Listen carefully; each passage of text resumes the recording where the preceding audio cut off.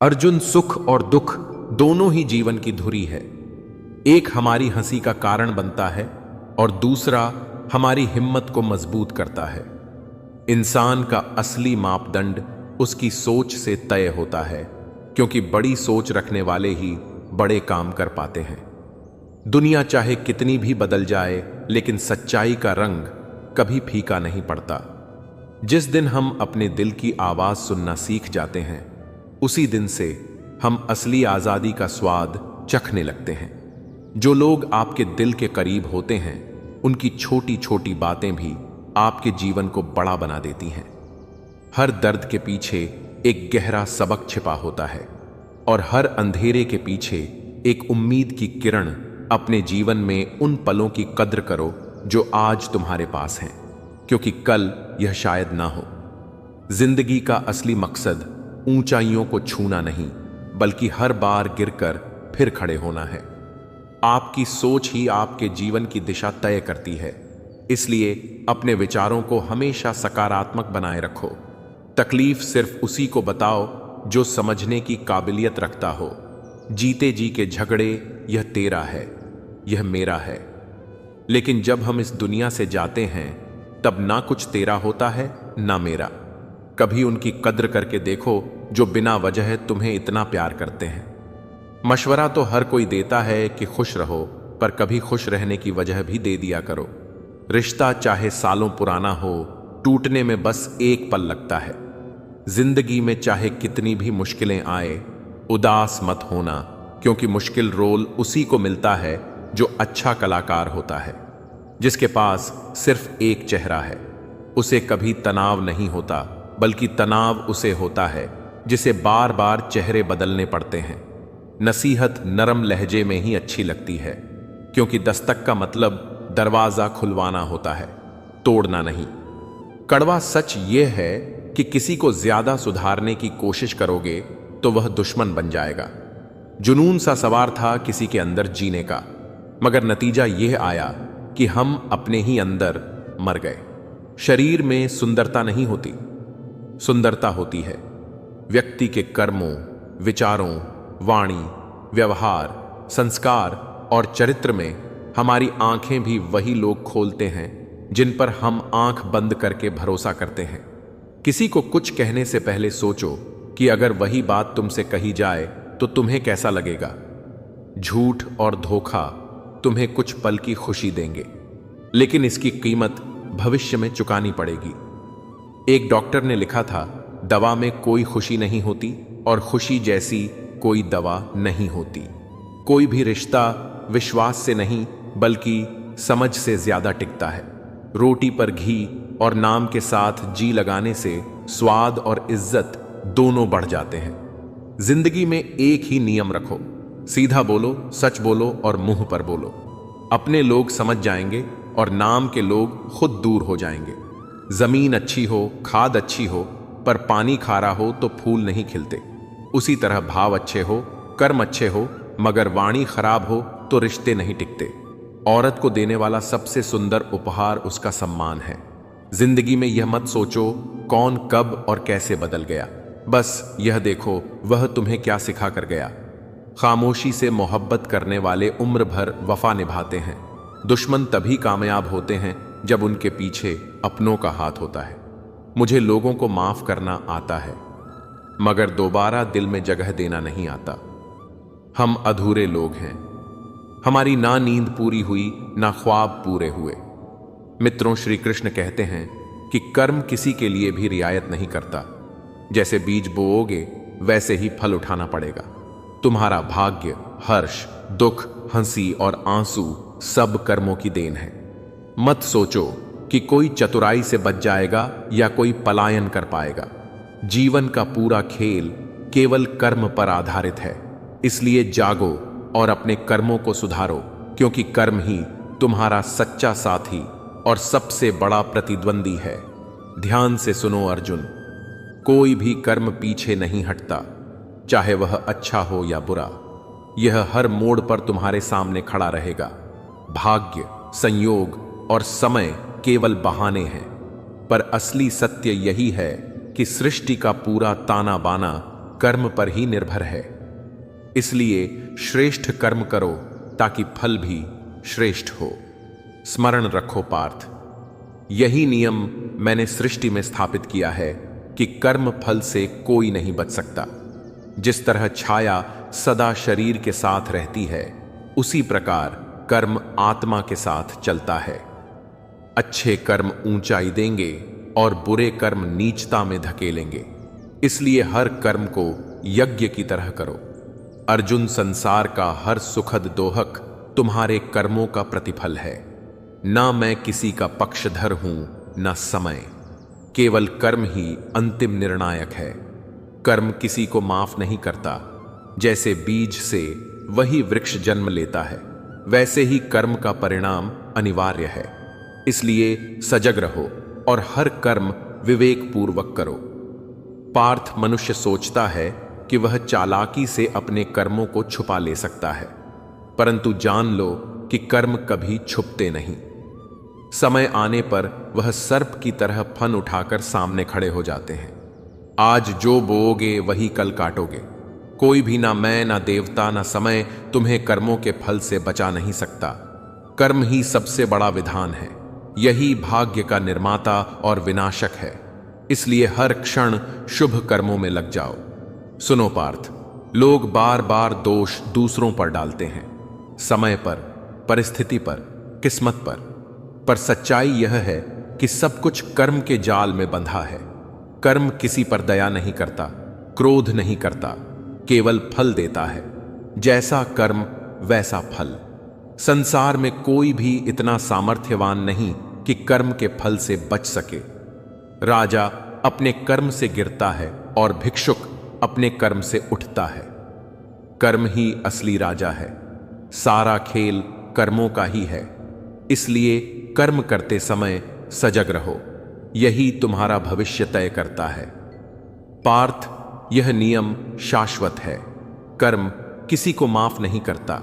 जैसे आग के स्पर्श से जलना निश्चित है, वैसे ही कर्म से फल मिलना अनिवार्य है। इसीलिए ऐसे कर्म करो जो जीवन में और दूसरों में उजाला। जब लोग अपने जीवन के नियमों को तोड़ने लगते हैं तो हमेशा असंतोष और उदासी में उलझे रहते हैं। जीवन से शिकायत करना व्यर्थ है। समाधान खोजो और सीखने का प्रयास करो, क्योंकि शिकायतों का अंत कभी नहीं होता। पत्थर कहता है कि पानी मुझे लगातार मार रहा है, और पानी कहता है कि पत्थर उसे स्वतंत्र बहने नहीं देता। हर व्यक्ति में अच्छाई और कमजोरी दोनों विद्यमान है। जो अच्छाई देखना चाहे वही उसे निहारता है, और जो कमी खोजता है वही केवल दोष ही पाता है। आंख बंद करके भरोसा करने से दो ही चीजें निश्चित हैं, या तो जीवन भर का सच्चा मित्र मिल जाता है, या फिर एक गहरा सबक। एक इंसान ने सागर से कहा, काश तेरा पानी खारा नहीं होता। उसी प्रकार लोग हमेशा दूसरों की कमियों को निकालते रहते हैं। जीवन कभी खुशियों से भरा होगा, कभी दुख में डूबा होगा, कभी जीत होगी तो कभी हार। जिंदगी की राह कठिन है साहब, इसे धीरे धीरे ही पार किया जा सकता है। सांसों पर भरोसा किस तरह कर सकता हूं जो एक दिन साथ छोड़ देंगी, और धन, संपत्ति, महंगी कार जैसी चीजें आत्मा के बोझ को नहीं उठा सकती। इसलिए सही कर्म करो, क्योंकि ईश्वर की अदालत में वकालत नहीं होती, और अगर सजा तय हो जाए तो जमानत भी नहीं। यही दुनिया का नियम है कि केवल दिल लगातार बिना थके काम करता है। इसे खुश रखना आवश्यक है, चाहे वह अपना हो या अपनों का। सबका ख्याल रखना जरूरी है। अपना ध्यान रखना उतना ही अहम है। मुस्कान फैलाते रहो, कभी अपने लिए तो कभी अपनों के लिए। जीवन को गमले के पौधे की तरह मत बनाओ जो थोड़ी सी कठिनाई पर मुरझा जाए। इसे उस पेड़ की तरह बनाओ जो हर मौसम में खिलता और झूमता रहे। जीवन जितना सरल रहेगा, तनाव उतना ही कम होगा। योग करो या ना करो, पर जरूरत पड़ने पर सहयोग अवश्य करो। एक कुम्हार माटी से चिलम बनाने लगा। आकार देने के बाद थोड़ी देर में उसे बदल दिया। माटी ने पूछा, क्यों बिगाड़ दिया? कुम्हार मुस्कुराया और बोला, योजना बदल गई, अब सुराही बनाऊंगा। ठीक इसी तरह जीवन में भी योजनाएं बदलती रहती हैं। कुछ चीजें खरीदी जा सकती हैं, लेकिन कुछ रिश्ते और मुलाकातें केवल किस्मत से मिलती हैं। जो भी हासिल करना है सही समय पर करो, क्योंकि जिंदगी मां कम और धोखे ज्यादा देती है। यह असंभव है कि हर वक्त जीवन मेहरबान रहे। कुछ क्षण हमें जीने और समझने का अनुभव देते हैं। सुख व्यक्ति के अहंकार की परीक्षा लेता है और दुख उसकी सहनशीलता की। इन दोनों परीक्षाओं में सफल वही होता है जो जीवन में संतुलन बनाए रखता है। जब दिमाग ठंडा हो और हृदय प्रेम से भरा हो, तब घर ही नहीं पूरी जिंदगी शांति और खुशियों से भर जाती है। इंसान के दो शिक्षक होते हैं, एक मां और दूसरा समय। दौलत और समय में अंतर यह है कि धन की मात्रा हमेशा जत होती है, पर समय का पता नहीं चलता। समंदर विशाल होकर भी सीमाओं में रहता है, जबकि इंसान छोटा होकर भी अपनी सीमा भूल जाता है। मुसाफिर कल भी था और आज भी है। कल अपनों की तलाश में था, आज अपने आप की खोज में हूं। गिरते पत्तों ने समझाया कि यदि बोझ बनोगे तो अपनों को भी गिरा देंगे। जीवन में केवल एक बात तय है, कुछ भी स्थिर नहीं है। समय का काम बदलना है। पैर पर लगी चोट संभल कर चलना सिखाती है और दिल पर लगी चोट समझदारी से जीना सिखाती है। घमंड किस बात का? एक रात ऐसी भी आएगी जिसके बाद सवेरा ही नहीं होगा। परिस्थितियां स्वभाव बदल देती हैं, पर इंसान वही है जो थोड़े में खुश रहना जानता है। सबसे ज्यादा खुशी उसी के पास होती है। खामोशी अक्सर रिश्ते कमजोर कर देती है, इसलिए बोलना सीखो, या जरूरी हो तो लड़ाई भी कर डालो, क्योंकि हाथों से गिरे आंसू और नजरों से दूर हुए लोग कभी वापस नहीं लौटते। जिंदगी की राह में सबक यही मिला है कि सहारा बहुत कम लोग देते हैं, जबकि धक्का देने को हर कोई तैयार बैठा है। अपना समय खुद को सुधारने और बेहतर बनाने में लगाओ, क्योंकि आज रिश्ते इंसान से नहीं, परिस्थितियों और पैसों से बनते हैं। जो दूसरों की भलाई करता है उसे अक्सर कष्ट ही सहने पड़ते हैं, क्योंकि फल देने वाला पेड़ हमेशा पत्थरों की मार सहता है। जब कुछ गलत हो जाए तो घबराना नहीं चाहिए, क्योंकि वही लोग घबराते हैं जिन्हें सही दिशा में कुछ करना नहीं आता। इंसान अक्सर अपने मतलब की बातें करने में माहिर होता है, पर जब बात गैर जरूरी हो तो उसका व्यवहार पूरी तरह बदल जाता है। किसी सच्चे इंसान के साथ धोखा मत करो, क्योंकि उसके साथ किए गए छल का पछतावा जीवन भर साथ रहता है। इंसानी फितरत बड़ी अजीब है। वह दौड़ता है उसके पीछे जो उसका कभी नहीं था। दुख तब आता है जब आप किसी के लिए खुद बदल जाते हो और फिर भी नजरअंदाज किए जाते हो। अगर कोई पसंद आए तो केवल चाहो, प्यार मत करो, क्योंकि प्यार बीत जाता है, पर चाहत कभी खत्म नहीं होती। कुछ लोग कहते हैं जिंदा रहेंगे तो मिलेंगे, पर एक सच्चा मित्र कहेगा मिलते रहो तो जिंदा रहोगे। जिंदगी में बहुत कुछ मिलता है, पर हम हमेशा गिनती उस चीज की करते हैं जो हासिल नहीं हो पाई। जो लोग आपकी खातिर किसी भी हद तक जा सकते हैं, उन्हें संभाल कर रखना चाहिए, क्योंकि वे न केवल कदर करते हैं बल्कि सच्चा प्यार भी देते हैं। ऐसे लोग जिन्होंने आपके लिए साथ, समय और समर्पण दिया, उन्हें हमेशा महत्व दो। जो लोग किसी सच्चे व्यक्ति का दिल तोड़कर दूसरे के पास खुशी खोजते हैं, अंत में धोखा ही पाते हैं। लोग बुराई करें तो दुखी मत हो, तारीफ करें तो खुश मत हो, क्योंकि मतलब यह है कि आपके सुखद दुहक की डोर हमेशा दूसरों के हाथ में ना रहे। कोशिश करो कि यह डोर हमेशा आपके हाथ में ही रहे। अगर परिस्थितियों में सही शब्द ना मिले तो मुस्कुरा दो, क्योंकि शब्द समस्या सुलझा सकते हैं, पर मुस्कान हमेशा असर करती है। इंसान मकान, वस्त्र और संबंध बदलता है, पर स्वभाव नहीं बदलता। इसलिए असंतोष हमेशा बना रहता है। जब पानी गंदा हो तो उसे हिलाओ नहीं, शांति से छोड़ दो, ताकि गंदगी अपने आप नीचे बैठ जाए। मिली मोहब्बत को दुनिया में बांट दो, पर जब केवल दर्द मिले तो सीख जिंदा रहने की मिलती है। प्यार ने हमें कभी नहीं मारा, बल्कि नफरत ने जीने की हिम्मत दी। सच्चा दर्द वही जानता है जिसने रिश्तों की कीमत महसूस की हो। मतलब के रिश्तों वाले कभी रुला नहीं सकते। हर खुशी और गम को उसके स्थान पर समझो और खुद को किसी से कम मत आंको। आज सब कुछ महंगा है, लेकिन माचिस आज भी 1 रुपए में मिलती है। और याद रखो कि आग लगाने वालों की कीमत कभी बढ़ती नहीं। जिंदगी को देखने का नजरिया अलग अलग होता है। कुछ स्टेटस में ही अपनी बात कह देते हैं और कुछ गीता पर हाथ रखकर भी सच नहीं बोलते। खुद की कमियों को जानना ही जिंदगी का सबसे बड़ा लाभ है। रिश्ते इसलिए नहीं बन पाते क्योंकि लोग दूसरों की बातों में आकर अपनों से उलझ जाते हैं। मुश्किलें केवल महान लोगों के हिस्से में आती हैं क्योंकि वही उन्हें सही तरीके से हल कर सकते हैं। आखिरकार परमात्मा दुनिया का सबसे बड़ा डॉक्टर है और प्रार्थना सबसे बड़ी दवाई। परमात्मा शब्द नहीं है जिसे तुम किसी किताब में पढ़कर पा सको, ना ही वह कोई मूर्ति है जो मंदिर की दीवारों में छिपी हो, और ना ही वह इंसान है जिसे देख या समझ सको। परमात्मा तो वह जीवन है जो तुम्हारे भीतर गहराई से महसूस होगा। सत्य की राह पर चलोगे तो कठिनाइयों के स्टेशन अवश्य मिलेंगे, पर याद रखो भगवान ने जो दिया है वह हमेशा तुम्हारे पास है। बस उसे पहचानने और पाने का तरीका छुपा हुआ है। हम आज के द्वार में नकली खुशियों में जी रहे हैं, जहां फेसबुक पर 500 दोस्त हैं और घर में परिवार से बोलचाल तक नहीं होती। भलाई करना केवल कर्तव्य नहीं बल्कि आनंद है, क्योंकि यह तुम्हारे मन और स्वास्थ्य को भी पोषण देता है। किसी भी कर्म को करते समय यह याद रखो कि परमात्मा हमेशा सक्रिय है, हमेशा तुम्हारे साथ है। घर बेचने में समय कम लगता है, पर खुद का घर बनाने में सालों लग जाते हैं। राम से बड़ा सत्य नहीं है और हनुमान से बड़ा भक्त नहीं। जब सांसें थीं अकेले थे, और जब सांसें गई तो सब कुछ साथ आया।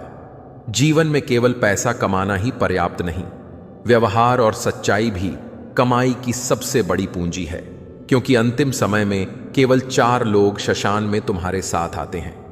नया दिन नई संभावनाएं लाता है। कल हार कर सोए थे, आज फिर नई शुरुआत करोगे, और दोनों ही पुकार अलग अलग होते हुए भी एक जैसी होती है। एक खत्म होने का संकेत और दूसरा जोड़ने की क्षमता। दुनिया में कोई भी चीज कितनी भी कीमती क्यों ना हो, नींद, शांति और आनंद से अधिक कीमती कुछ नहीं। जो चीजें वास्तव में मूल्यवान होती हैं उन्हें दिखाने की जरूरत नहीं पड़ती। मित्र वही है जो भीड़ में खोने ना दें, और लक्ष्य वही है जो रात को भी चैन से सोने ना दें। पूजा पाठ खत्म होते ही इंसान अपने फोन की तरफ भागता है, जैसे भगवान ने उसकी भक्ति स्वीकार कर OTP भेजा हो। स्वभाव इंसान की असली दौलत है। कितना भी दूर रहो, अच्छा स्वभाव होने से लोग हमेशा याद रखते हैं। जीवन क्षणिक है, इसलिए हर पल ऐसे जैसे यही सबसे खूबसूरत समय हो। धैर्य रखो, क्योंकि अपनी तरह मतलबी बनने में भी समय लगता है। जीवन और प्यार दोनों में कभी भी भीख मत मांगो। कहा जाता है कि समय सभी घाव भर देता है, पर असली सीख यह है कि हम दर्द के साथ जीना सीख जाते हैं। दिमाग कहता है कि लोगों के साथ वैसा ही व्यवहार करो जैसा वे हमारे साथ करते हैं, पर दिल कहता है कि अगर हम भी उनके जैसे बन गए तो फर्क ही क्या रह जाएगा। निर्धन से हर कोई दूर भागता है और धनवान के पीछे हर कोई भागता है। पुराने जमाने में कहा जाता था कि दुख बांटने से कम होता है। आज के जमाने में लोग दीवारों की ओर मुंह करके अकेले रोते हैं। अपने दुख किसी को मत बताओ, क्योंकि जो होकर भी नहीं हो सकता उसका होना कैसा। अगर रिश्ता सिर्फ नाम का है तो रोने का क्या फायदा। बंदर बनकर किसी मदारी की बात मत सुनो। आगे बढ़ने के लिए अपने दिल की सुनो।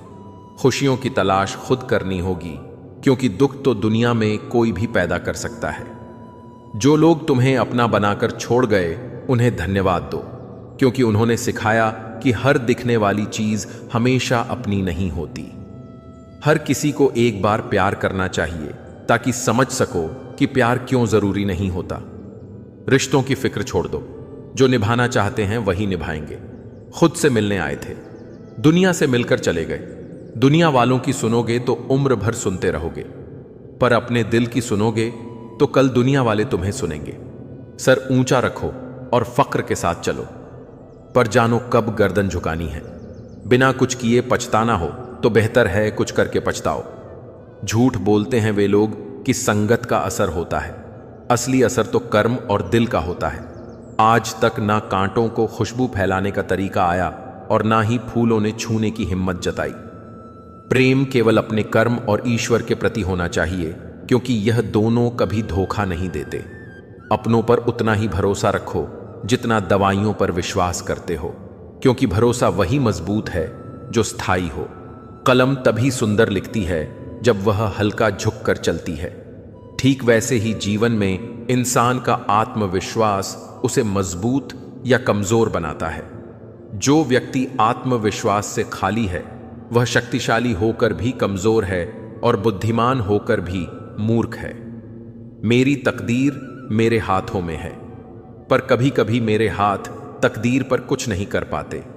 लालसा उतनी ही होनी चाहिए कि स्वाभिमान की कीमत पर किसी चीज को गिरवी ना रखना पड़े। कुछ लोग मरहम की तरह होते हैं, उनके शब्दों से हर दर्द कम हो जाता है। लड़ने की शक्ति सभी में होती है, फर्क केवल यह है कि किसी को जीत पसंद है और किसी को रिश्ते। गलती पर साथ छोड़ने वाले तो बहुत मिलते हैं, पर गलती पर समझाकर साथ निभाने वाले बहुत कम होते हैं। यदि कोई आपकी उम्मीदों पर खरा उतरता है तो उसका भरोसा भी निभाना चाहिए, क्योंकि इंसान उसी से अपेक्षा रखता है जिसे वह अपने करीब मानता है। श्री कृष्ण सिखाते हैं कि परोपकार और सेवा सर्वोत्तम गुण है, लेकिन यह भी समझना जरूरी है कि कौन आपकी सच्ची कदर करता है और कौन केवल लाभ लेने के लिए आपके पास आता है। निस्वार्थ होना अच्छा है, लेकिन इतना भी नहीं कि लोग आपको केवल एक साधन समझें। यदि हमेशा दूसरों की समस्याओं को हल करने में लगे रहो तो लोग आपकी मदद को अधिकार मानने लगेंगे, और जब आप मना कर देंगे तो नाराज हो जाएंगे। उदाहरण के तौर पर गरीब व्यक्ति को लगातार सहायता मिली, पर जैसे ही मदद बंद हुई उसने शिकायत करना शुरू कर दिया। यही दुनिया का स्वभाव है। जब तक आप देते हो आप अच्छे हो, पर जैसे ही ना कहना सीखते हो दुनिया आपको स्वार्थी कहने लगती है। श्री कृष्ण कहते हैं कि अच्छे लोगों को यह समझना चाहिए कि हर किसी की मदद करना उनका कर्तव्य नहीं है और हर कोई उनकी अच्छाई की कदर नहीं करता। बहुत से लोग केवल लाभ के लिए पास आते हैं और जैसे ही काम पूरा होता है चले जाते हैं। इसलिए अच्छाई करते समय विवेक और समझदारी जरूरी है। वास्तव में योग्य लोगों की मदद करो, पर उन लोगों से सावधान रहो जो केवल उपयोग करने आते हैं।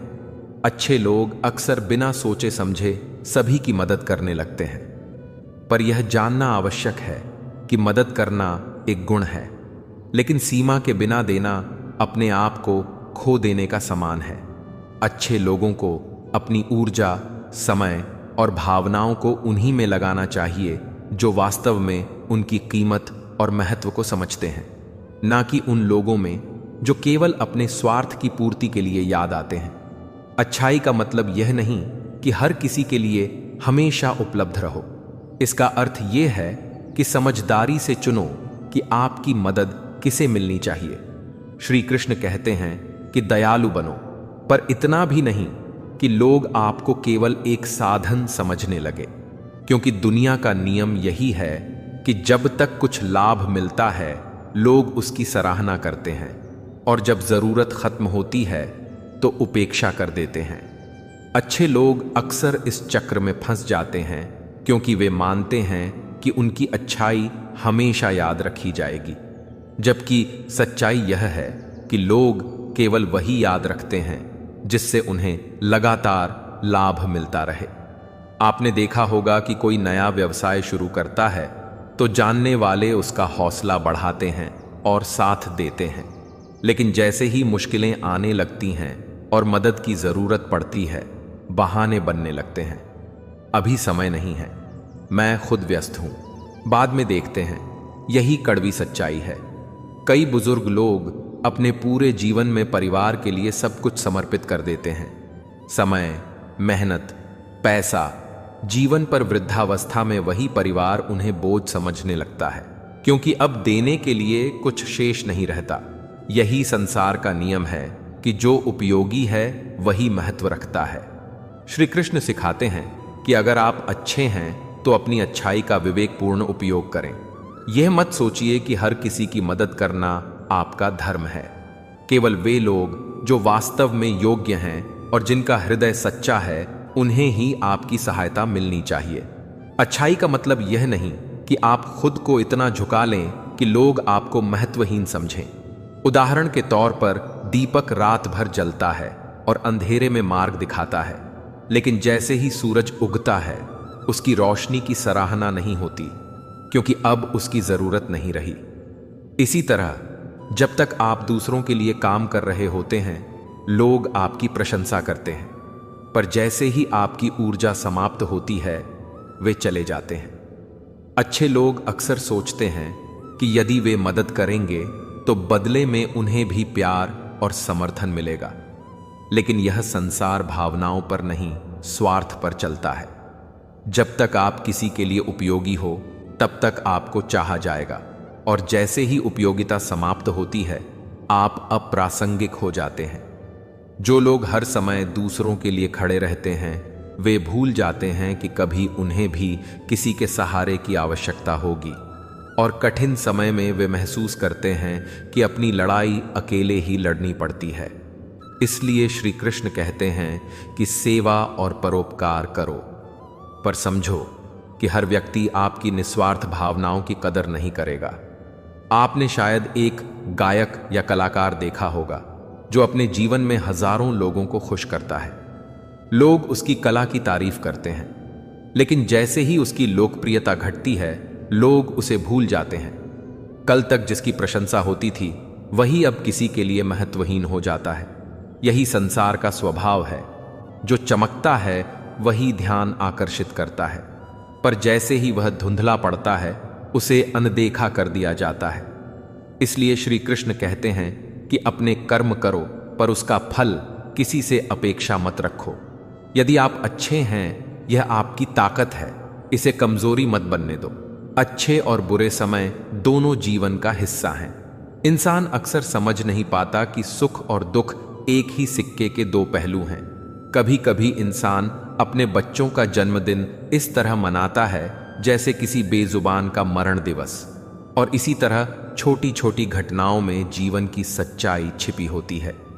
एक दिन मुझे रास्ते में एक घायल गिलहरी मिली जो दर्द से कराह रही थी।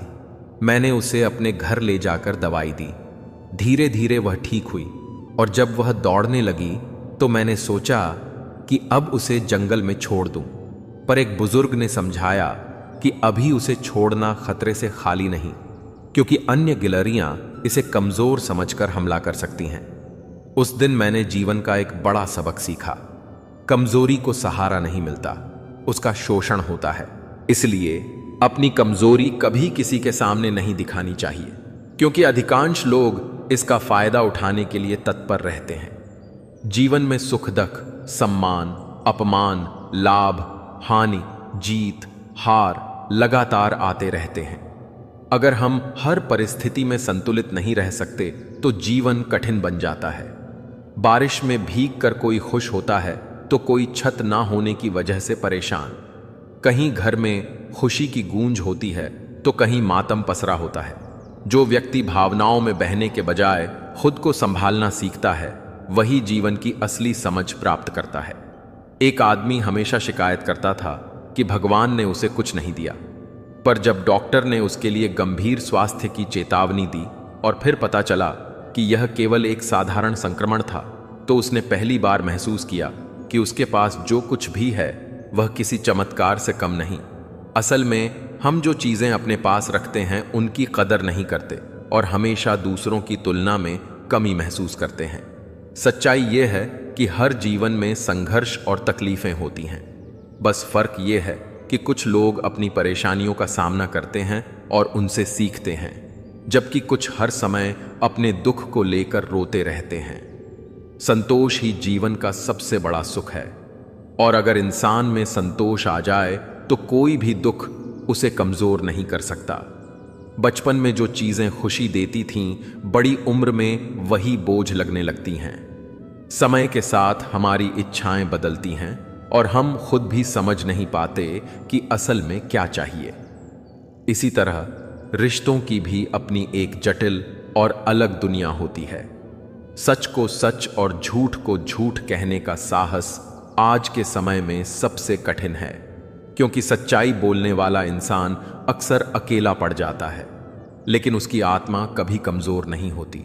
वह अपने सिद्धांतों और ईमानदारी से समझौता नहीं करता। इंसान को पहचानना मुश्किल नहीं, बल्कि उसके असली चेहरे को समझना मुश्किल होता है।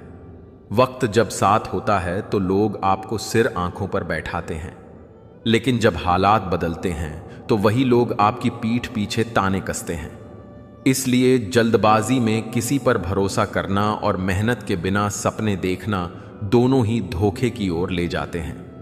अफवाहों की परवाह मत करो, क्योंकि वे वहीं से उठती हैं जहां तुम्हारी पहचान की आग जलती है। जीतने के बाद तो दुनिया हर किसी को गले लगाती है, लेकिन हारने के बाद भी जो गले लगाए वही असली अपना होता है। सहारे इंसान को खोखला करते हैं और उम्मीदें कमजोर करती हैं। इसलिए अपने बल और अपनी समझ पर जीना सीखो। जो इंसान दिल से साफ हो और सच बोलने वाला हो, वह अक्सर भीड़ में अकेला मिलता है। दूसरों को इंप्रेस करने की बजाय खुद को बेहतर बनाना सीखो, क्योंकि लोग खुद ही प्रभावित हो जाएंगे। थोड़ी देर अकेले रहना सीखोगे तो सच, झूठ, सही, गलत और अपने पराये की पहचान खुद हो जाएगी। अगर जिंदगी में हर दांव जीतना चाहते हो तो बल से ज्यादा बुद्धि का उपयोग करना सीखो, क्योंकि बल लड़ना सिखाता है और बुद्धि जीना सिखाती है। किस्मत के खेल भी अजीब होते हैं, जो मिल नहीं सकता उसी से प्यार हो जाता है। एक को फर्क नहीं पड़ता और दूसरा सब कुछ छोड़ने को तैयार होता है। जिंदगी में मोहब्बत खो भी जाए तो कोई बात नहीं, पर मोहब्बत के लिए जिंदगी मत खो देना। पहले हर बात पर उलझ जाते थे, अब खुशी से हार मान लेना सीख गए हैं। किस्मत और अपनों पर भरोसा मत करो, क्योंकि दोनों किसी भी वक्त बदल सकते हैं। सत्य बोलो, स्पष्ट बोलो, सुंदर झूठ मत बोलो, चाहे कोई खुश हो या नाराज। मरने वाले को रोने वाले 1000 मिल जाएंगे, लेकिन जिंदा रहते हुए समझने वाला कोई नहीं मिलता। जिंदगी के सौदे बहुत महंगे होते हैं, जो हमें जिम्मेदारियां देकर सुकून छीन लेते हैं। भक्ति की डोरी दिखती नहीं, पर इतनी मजबूत होती है कि परमात्मा को भी बांध सकती है। कम खूबसूरत लोगों का प्यार अक्सर सबसे खूबसूरत होता है। शिक्षा ने हमें अंगूठे के निशान से हस्ताक्षर तक पहुंचाया, और टेक्नोलॉजी ने हमें हस्ताक्षर से फिर अंगूठे के निशान पर ला दिया। जिसे घमंड की हवा लग जाती है, उसे ना दवा लगती है ना समझ। कोशिश कभी मत छोड़ो, क्योंकि जो मौके तुम छोड़ दोगे, कोई दूसरा उन्हें पकड़ने के लिए तैयार है। जो इंसान अपने परिवार के लिए रोटियां कमाता है, वह अक्सर उनके साथ रोटियां नहीं खा पाता। हर गलती पर युद्ध मत छेड़ो। अगर गलती छोटी हो तो नजरअंदाज कर दो। हालात देखकर रंग बदलने वालों से दूर रहो और अपना जीवन उनके लिए जीना सीखो, जो आपके लिए मरने को तैयार प्यार है।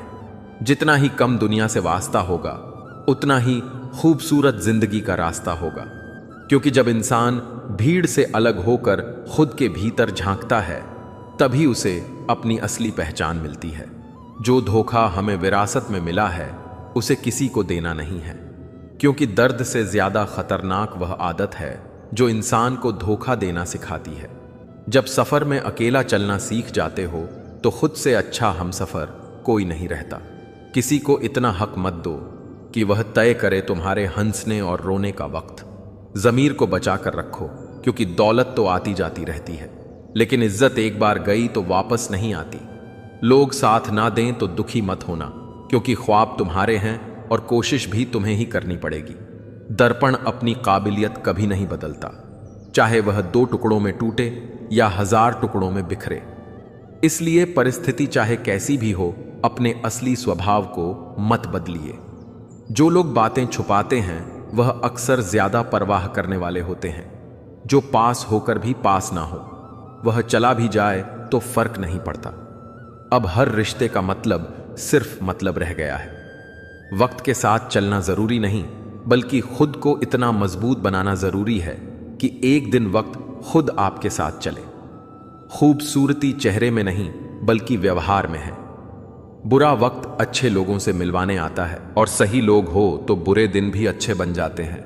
बिना स्वार्थ किसी का भला करके देखो, ऊपर वाला खुद तुम्हारी उलझनों को सुलझा देगा। खुद को महसूस करो, क्योंकि कुछ रौनक खुद से भी होती है। रिश्ते मीठी आवाज या सुंदर चेहरे से नहीं, बल्कि साफ दिल और सच्चे विश्वास से टिकते हैं। दिल सिर्फ सुकून की तलाश करता है, और उसके लिए नाम चाहे जो हो, लंबा सफर तय करना पड़ता है। जिंदगी इतनी तेज है कि सुबह का दुख शाम तक पुराना हो जाता है। रिश्ते ऐसे बनाओ जिन्हें झूठ की जरूरत ना पड़े, और तुम्हें सच जानने की कल ना हम होंगे ना गिला होगा, बस यादों का सिलसिला होगा। लम्हों को हंसकर बिताओ, क्योंकि पता नहीं कल जिंदगी क्या फैसला करेगी। दिल की बात भूलकर भी किसी से मत कहना, क्योंकि यहां कागज भी देर में अखबार बन जाता है। जब आप खुद को तराशते हैं तो दुनिया आपकी तलाश करती है। किसी के साथ दूर तक चलो, फिर देखो अकेले लौटना कितना मुश्किल होता है। सच्चा प्रेम तर्क नहीं मांगता, और चालाकी से काम चल सकते हैं, लेकिन रिश्ते नहीं चलते। वक्त बैठकर सोचो, क्योंकि अच्छा समय उसी का आता है जो किसी का बुरा नहीं सोचता। क्रोध शरीर को जलाता है, और पश्चाताप आत्मा को। पहले फुर्सत बेचकर जिंदगी खरीदी थी, अब जिंदगी बेचकर सुकून खरीदते हैं। असंभव वह नहीं जो हम कर नहीं सकते, बल्कि वह है जो हम करना नहीं चाहते। किताबें और माँ बाप की बातें कभी धोखा नहीं देती। किरदार ऐसा बनाओ कि दुश्मन को भी मलाल हो कि उसे तुमसे मोहब्बत क्यों ना थी। किसी की फितरत नहीं बदल सकती। जैसे प्याज को प्यार से काटो तो भी आंसू निकलते हैं। यह दुनिया जरूरत से याद करती है, दिल से नहीं। प्रेम का सबसे सुंदर रूप इंतजार है, और जितना गहरा इंतजार उतना गहरा प्रेम। पहले ना कागज था, ना कलम, ना फोन, लेकिन प्रेम तब भी पवित्र और मौन था। शिक्षक का हृदय पिता से भी विशाल होता है। वह अपने हर शिष्य को तरक्की करते देखना चाहता है। दूर से घर दिखता है, और अंदर जाते ही दूरियां नजर आती हैं। यह दुनिया प्यार की बातें करती है, लेकिन चलती मतलब से है। भरे बाजार में जब परिचय पूछा गया तो मैंने कहा, शिक्षक हूं। बोले, सरकारी हो क्या? कुछ लोग गलती ऐसे ढूंढते हैं जैसे इसके लिए उन्हें इनाम मिलेगा। वक्त जैसा बनो, जो कदर ना करे उसे दोबारा मत मिलो। जब कोसों दूर चले जाओगे तभी जान पाओगे इंतजार किसे कहते हैं, और तब समझोगे कि जुदाई और तड़प किसे कहते हैं। यह जिंदगी तभी तक हल्की लगती है जब तक सभी बोझ हमारे माता पिता उठाए हुए हो, और हम सोचते रहें कि सब कुछ आसान है। लेकिन जब जिम्मेदारियों का बोझ खुद उठाना पड़ता है, तब असली परीक्षा शुरू होती है। किसी से मशवरा लेना जरूरी नहीं हर बार, क्योंकि खुद से किए गए फैसले ही सबसे मजबूत होते हैं। मोहब्बत की बातें करना आसान है, लेकिन सच्चाई यह है कि केवल बातों से रिश्ते नहीं टिकते। साथ और निस्वार्थ भावना ही रिश्तों की असली ताकत है। खाने के लिए कुछ बचाना हो, पर दिल से एक दूसरे को समझना जीवन का सबसे बड़ा अनुभव है जो पत्थर बन चुके हैं।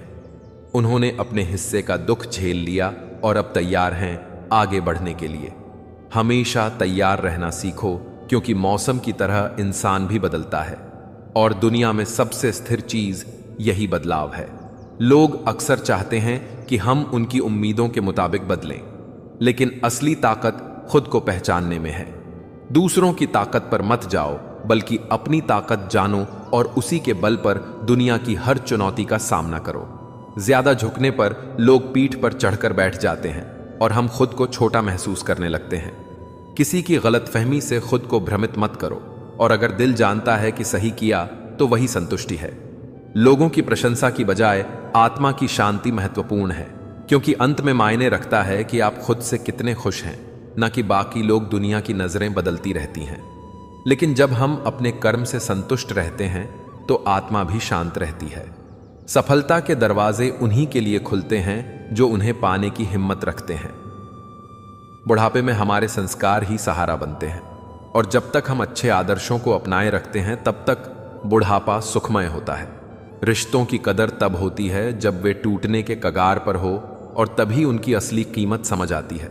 जिंदगी साइकिल की तरह है, बैलेंस बनाए रखने के लिए चलना जरूरी है, वरना गिरना तय है। कठिनाइयां आएंगी, लेकिन खुद पर भरोसा रखो, क्योंकि तुम्हारे अंदर वह ताकत है जो हर मुश्किल से बड़ी है। समय और लोग बदलते हैं, मित्र शत्रु बन सकते हैं, और स्वार्थ अक्सर रिश्तों को तोड़ देता है। सावधान रहो, किस पर भरोसा कर रहे हो, क्योंकि मीठी बातें करने वाला भी अंदर से दुश्मन हो सकता है। ख्वाब देखने का हक सबको है, लेकिन उन्हें हासिल करने के लिए मेहनत और ईमानदारी चाहिए। सच्ची लगन से ख्वाबों का पीछा करने वालों के लिए रास्ते खुद बनते हैं। छोटी छोटी घटनाएं भी बड़ा सबक देती हैं।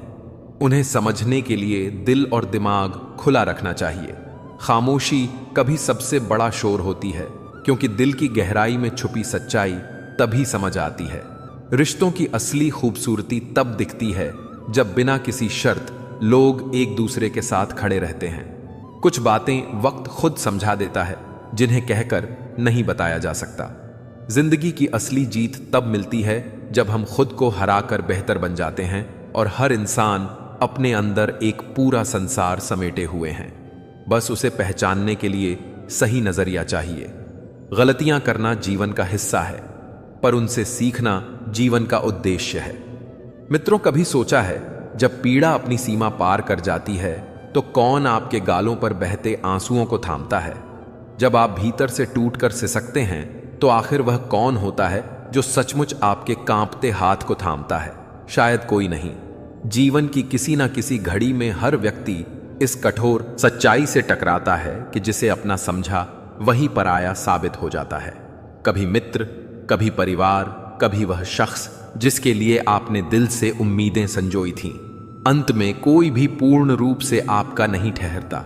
जब एकांत कमरे में बैठकर स्वयं अपने टूटते दिल की आवाज कानों में गूंजती है, जब पूरी दुनिया आगे निकल जाती है और आप वहीं उसी मोड़ पर थमे रह जाते हैं, जब आपके घावों को कोई देखना तो दूर महसूस भी नहीं करता, तब समझ आता है कि इस धरती पर मनुष्य सच में अकेला है। यदि आपके साथ भी ऐसा ही हुआ है, यदि आपको भी लगता है कि इस जीवन में कोई किसी का अपना नहीं होता, तो यह कथा आपके लिए ही है। गहरे अरण्य के किनारे एक प्राचीन आश्रम था, जहां गुरु शांतिदेव अपने शिष्यों को जीवन के अदृश्य रहस्यों की शिक्षा दिया करते थे। वह आश्रम मानो प्रकृति की गोद में बसे एक दिव्य धाम जैसा था। चारों ओर विशाल वृक्ष खड़े रहते, जिनकी हरियाली से लिपटी डालियां मंद पवन में झूम उठती। पंछियों का मधुर कलरव, झरने की सरसराती ध्वनि और वातावरण में व्याप्त अलौकिक नीरवता उस स्थान को सचमुच एक तपोभूमि बना देती थी। गुरु शांतिदेव का व्यक्तित्व जितना शांत था, उतना ही गढ़ भी। उनकी दृष्टि में अनंत करुणा झलकती और उनकी वाणी में इतनी गहराई होती कि सुनने वाला पल भर में नए दृष्टिकोण से संसार को देखने लगता। उनके आश्रम में केवल युवा साधक ही नहीं, बल्कि दूर दराज से आए विद्वान राजा, महाराजा और सामान्य गृहस्थ तक उनकी शिक्षाओं को आत्मसात करने आते थे। प्रत्येक प्रातः वे अपने शिष्यों को धर्म, जीवन और सत्य की गहराइयों को सरल लेकिन गंभीर कहानियों और अनुभवों के माध्यम से समझाते। उनकी कथाओं में ऐसा आकर्षण होता कि जो भी सुनता वह आत्मचिंतन में डूब जाता। यह आश्रम केवल शिक्षा का स्थल नहीं, बल्कि आत्म खोज का केंद्र था, जहां पहुंचने वाला मनुष्य अपने भीतर के सत्य को पहचानने लगता। वहां ना कोई राजा होता, ना कोई भेदभाव। हर कोई केवल एक जिज्ञासु होता, जो अपने प्रश्नों का समाधान खोजने आता। एक दिन संध्या बेला में जब आकाश सुनहरी आभा सेगा था और पंछी अपने बसेरों की ओर लौट रहे थे, गुरु शांतिदेव आश्रम के उपवन में ध्यान मग्न बैठे थे। मंद पवन वातावरण को शांत कर रही थी और धूप की सुगंध पूरे परिसर में व्याप्त थी। तभी उनका प्रिय शिष्य अर्नव, जो सदैव गहन प्रश्न पूछने के लिए प्रसिद्ध था, धीरे से आकर उनके समीप बैठ गया। उसकी आंखों में अनकहे सवालों की लहरें उठ रही थीं, मानो कोई अदृश्य जाल उसके मन को जकड़े हुए हो। कुछ पल वह मौन रहा, फिर धीमे स्वर में बोला, गुरुदेव, क्या यह सच है कि इस संसार में कोई वास्तव में किसी का नहीं होता? उसका स्वर गहराई से भरा था, जैसे वह इस उत्तर को केवल शब्दों से नहीं बल्कि अपने पूरे अस्तित्व से जानना चाहता हो। गुरु शांतिदेव ने नेत्र खोले और स्नेहिल मुस्कान के साथ उसकी ओर देखा। उन्होंने समझ लिया कि यह प्रश्न मात्र एक विचार नहीं, बल्कि जीवन के रहस्य को समझने की उसकी सच्ची प्यास है। उपस्थित अन्य शिष्य भी इस प्रश्न को सुनकर ध्यान मग्न हो गए और सबकी निगाहें गुरु पर टिक गईं, क्योंकि वे जानते थे कि जो उत्तर मिलेगा वह केवल कथन नहीं, बल्कि जीवन के गहनतम सत्य को उजागर करेगा। गुरुदेव ने हल्की मुस्कान के साथ अर्नव की ओर दृष्टि डाली। उनकी गंभीर और शांत आंखों से अनंत दया झलक रही थी। वे कुछ पल के लिए बिल्कुल निशब्द हो गए, मानो अर्नव के अंतर्मन में उठते विचारों को गहराई से परख रहे हों। फिर उन्होंने अत्यंत धैर्य और सहज भाव से कहा, यह उत्तर मैं बताऊं या तुम स्वयं अपने अनुभव से इसे जानना चाहोगे? उनके इन शब्दों ने पूरे वातावरण को और भी रहस्यमय बना दिया। आश्रम में बैठे अन्य शिष्य भी पूरे मन से इस संवाद पर केंद्रित हो गए। अर्नव ने क्षण भर सोच में डूबा और फिर उसकी आंखों में प्रकाश की झलक दिखाई दी।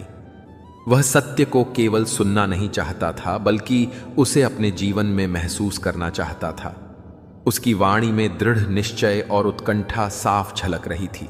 जब उसने तुरंत कहा, गुरुदेव, मैं इसे खुद अनुभव करना चाहता हूं, गुरु ने संतोष भरी दृष्टि से उसकी ओर देखा, मानो उसके इस निर्णय से उनका हृदय प्रसन्न हो उठा।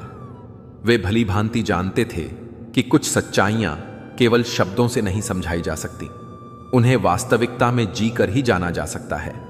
उन्होंने एक गहरी सांस लेकर मुस्कुराते हुए कहा, उत्तम अर्नव, यदि तुम अनुभव से सत्य पाना चाहते हो तो तुम्हें इसके लिए एक विशेष यात्रा पर निकलना होगा। क्या तुम तैयार हो? अर्नव ने बिना हिचकिचाए सिर झुका दिया और उसकी आंखों में और भी उत्साह भर गया।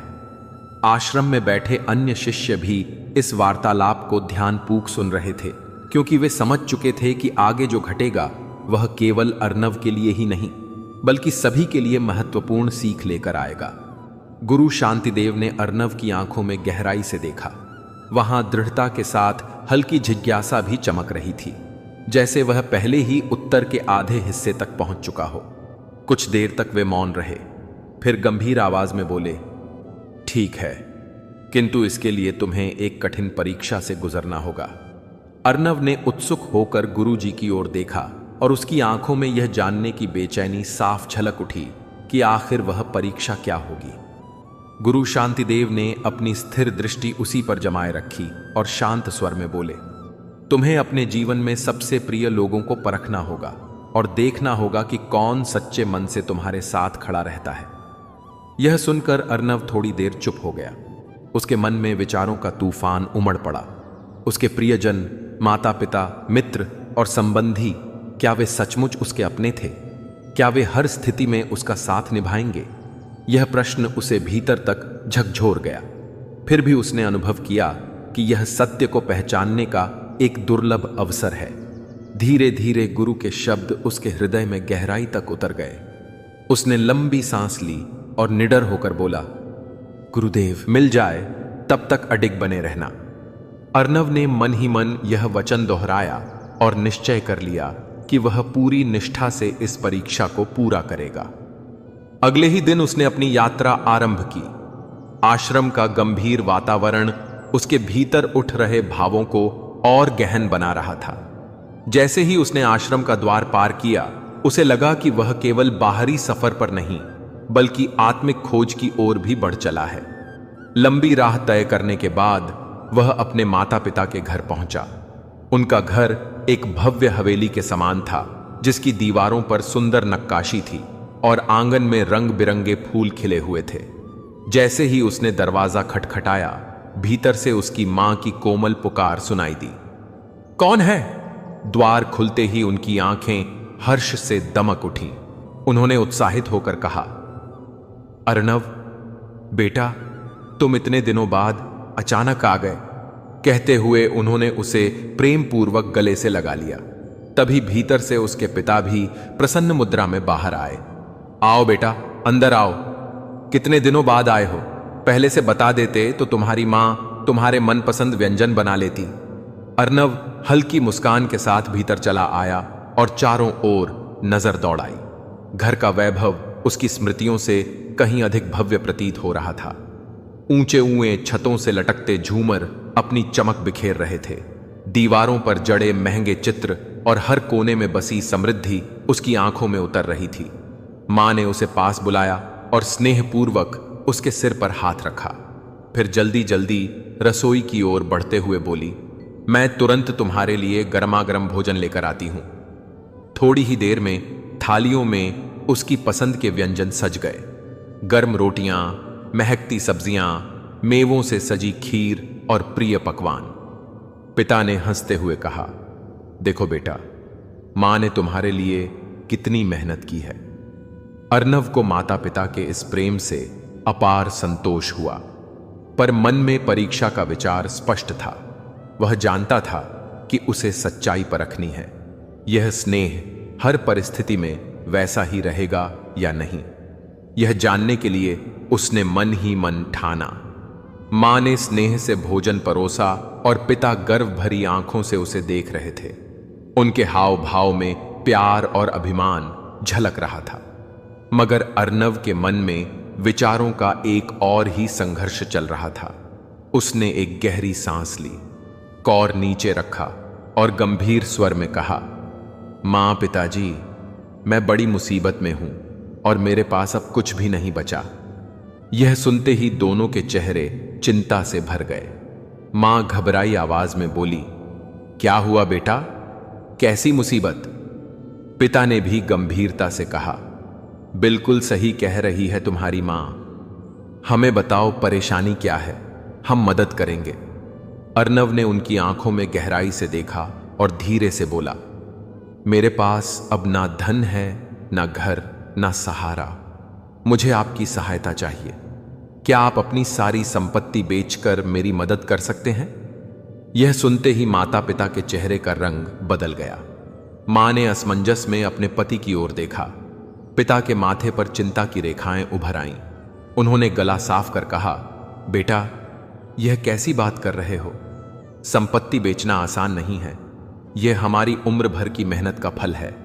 मां ने भी धीमे स्वर में कहा, हां बेटा, तुम्हें जो मदद चाहिए हम देंगे, पर पूरी संपत्ति बेचना कठिन है। आखिर तुम्हें इतनी बड़ी राशि क्यों चाहिए? अर्नव चुपचाप उनके भाव पढ़ता रहा। कुछ क्षणों के मौन में अब तक जो निस्वार्थ प्रेम था, उसमें स्वार्थ की हल्की झलक दिखने लगी। पिता ने लंबी सांस लेकर समझाने के लहजे में कहा, बेटा, हम तुम्हारी मदद करना चाहते हैं, पर अपनी सारी संपत्ति बेचकर खुद को संकट में डालना बुद्धिमानी नहीं है। हम तुम्हें उतना दे सकते हैं जितना हमारी क्षमता में है। मां ने सहमति में सिर हिलाया और कहा, हां बेटा, हम मदद करेंगे, लेकिन हमें भी अपने भविष्य की चिंता करनी होगी। अर्नव ने महसूस किया कि माता पिता का प्रेम शर्तों से बंधा है। जब तक वह सुखी था, वे गर्वित थे, पर अब उनकी प्राथमिकता स्वयं की सुरक्षा हो गई। उसने सिर झुकाया और मन ही मन सोचा, क्या सच में इस दुनिया में कोई किसी का नहीं होता? मां ने थाली में पड़ी रोटी को अनजाने में तोड़ते हुए पिता की ओर देखा।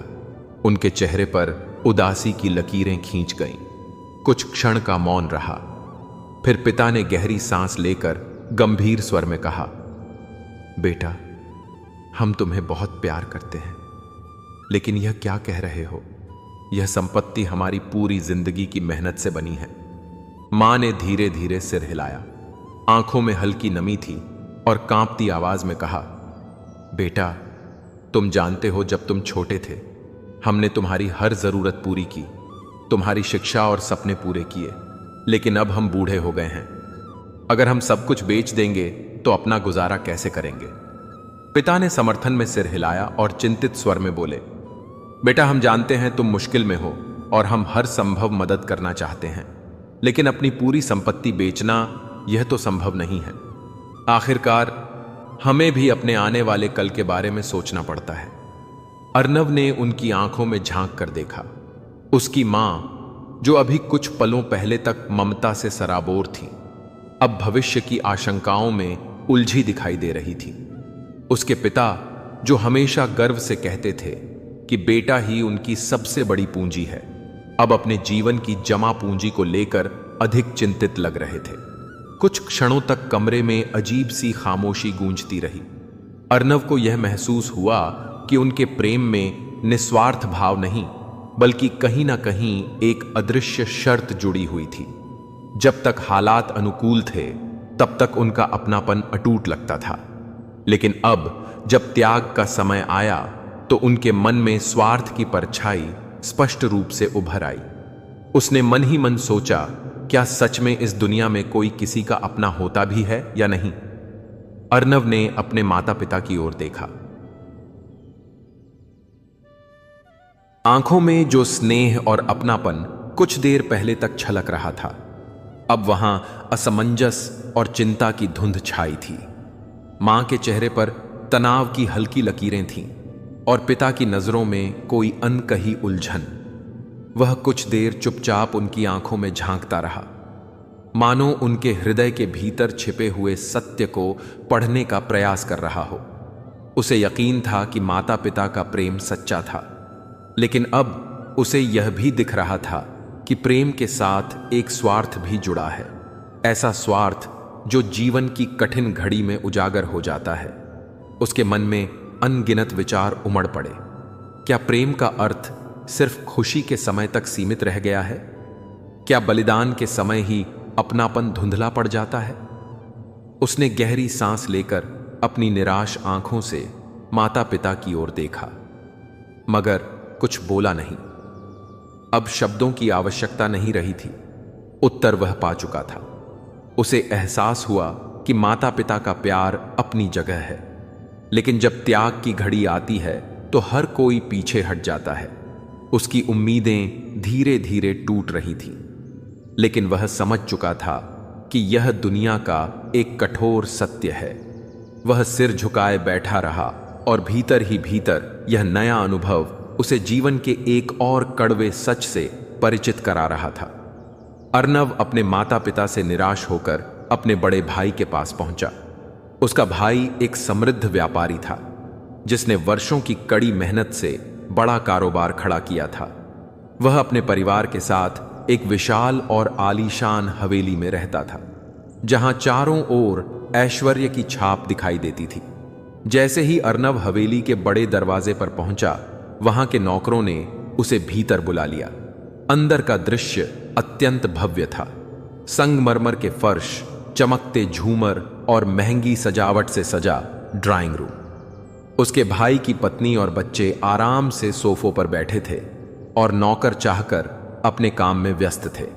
कुछ ही पलों में उसका भाई, जो रेशमी कुर्ता पहने हुए था, मुस्कुराते हुए बाहर आया। उसने अर्नव को गले लगाया और प्रसन्न स्वर में बोला, अरे अर्नव, तुम अचानक यहां कैसे? सब ठीक तो है? अर्नव ने गंभीर स्वर में उत्तर दिया, भाई, मैं बहुत बड़ी मुसीबत में हूं। मेरे पास अब कुछ भी नहीं बचा।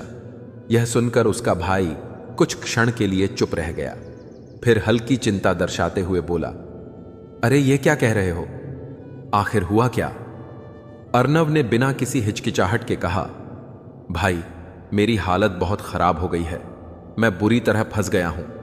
क्या तुम अपनी संपत्ति का आधा हिस्सा देकर मेरी मदद कर सकते हो?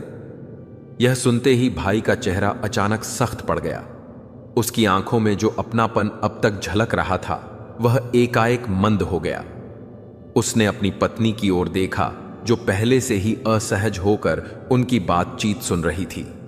भाई ने गला साफ किया और नकली मुस्कान के साथ बोला, अर्नव, देखो, तुम मेरे छोटे भाई हो और मैं तुम्हारी सहायता करने की इच्छा रखता हूं, लेकिन पूरी संपत्ति का आधा हिस्सा मांगना बहुत बड़ी बात है। आखिर मेरा भी परिवार है और मेरी अपनी जिम्मेदारियां हैं। उसकी पत्नी ने भी सिर हिलाकर हामी भरते हुए कहा, हां, और हमें बच्चों के भविष्य पर भी ध्यान देना होगा। हम तुम्हारी मदद करेंगे, मगर इतनी बड़ी कुर्बानी हमारे लिए संभव नहीं है। अर्नव उनके सारे तर्क ध्यान से सुनता रहा।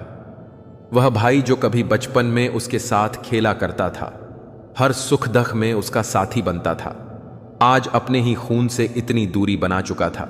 अचानक उसे बचपन के वे पल याद आए जब छोटे छोटे झगड़ों के बाद भी भाई उसे मनाने दौड़ा आता था। मगर अब हालात बदल गए थे। उसने समझ लिया कि भाई का प्यार अपनी जगह है, लेकिन त्याग की बारी आने पर उसने भी अपने हित को सबसे आगे रखा। अर्नव ने मन में सोचा, क्या वास्तव में इस संसार में कोई किसी का नहीं होता? तभी उसकी भाभी, जो अब तक चुप बैठी थी, धीरे से आगे बढ़ी और शांत स्वर में बोली, अर्नव, हम समझते हैं कि तुम कठिन दौर से गुजर रहे हो, लेकिन हमें भी कल के बारे में सोचना है। कारोबार में उतार चढ़ाव आते रहते हैं। अगर हम अपनी आधी संपत्ति दे दें तो हमारे बच्चों का भविष्य खतरे में पड़ जाएगा। भाई ने उसकी बात का समर्थन करते हुए कहा, हाँ अर्नव, मैं चाहता हूं कि तुम्हारी मदद करूं, लेकिन इतनी बड़ी कुर्बानी मेरे लिए मुमकिन नहीं है। अगर थोड़े पैसों की जरूरत है तो मैं दे सकता हूं, मगर आधा हिस्सा देना संभव नहीं है। यह उत्तर सुनकर अर्नव को गहरा धक्का लगा।